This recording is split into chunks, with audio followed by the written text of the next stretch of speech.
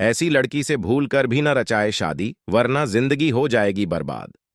आचार्य चाणक्य ने अपने नीति शास्त्र में शादीशुदा जिंदगी के बारे में बताया है। चाणक्य ने कहा है कि शादी के लिए लड़का लड़की दोनों को सतर्क रहना चाहिए। शादी से पहले अपने पार्टनर को अच्छे से परख लेना चाहिए। चाणक्य ने बताया है कि कई ऐसी लड़की से कभी भी शादी नहीं करना चाहिए, वरना आपकी खुशहाल जिंदगी बर्बाद कर देगी। आचार्य चाणक्य की नीति भले ही कठोर क्यों न हो, लेकिन उनमें जीवन की सच्चाइयां छिपी हुई होती हैं। चाणक्य नीति के मुताबिक शादी को लेकर पुरुष के साथ साथ स्त्री पक्ष को भी सतर्क रहना चाहिए और काफी विचार विमर्श के बाद ही कोई अंतिम फैसला करना चाहिए।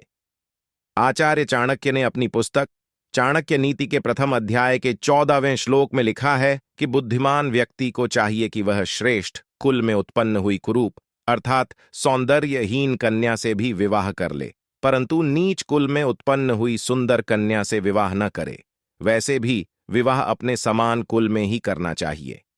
आचार्य चाणक्य का कहना है कि शादी विवाह के लिए लोग सुंदर कन्या देखने के चक्कर में कन्या गुण और उसके कुल की अनदेखी कर देते हैं।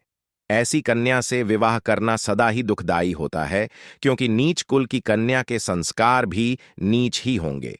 उसके सोचने, बातचीत करने या उठने बैठने का स्तर भी निम्न होगा, जबकि उच्च और श्रेष्ठ कुल की कन्या का आचरण अपने कुल के मुताबिक होगा, भले ही वह कन्या क्रूप और सौंदर्यहीन ही क्यों न हो।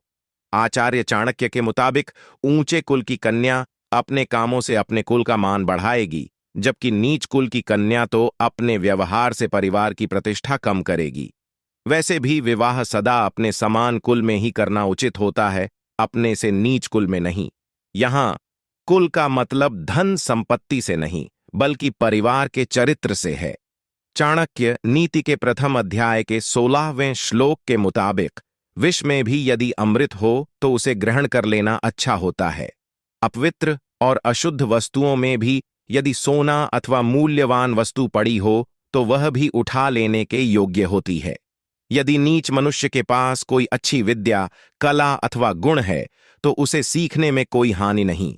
इसी प्रकार दुष्ट कुल में उत्पन्न अच्छे गुणों से युक्त स्त्री रूपी रत्न को ग्रहण कर लेना चाहिए। इस श्लोक में आचार्य गुण ग्रहण करने की बात कर रहे हैं।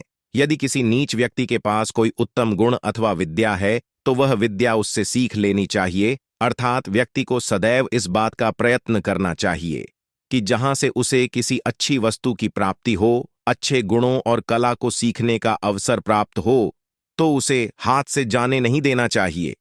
विष में अमृत और गंदगी में सोने से तात्पर्य नीच के पास गुण से है। वीडियो अच्छी लगे तो हमें सब्सक्राइब करें।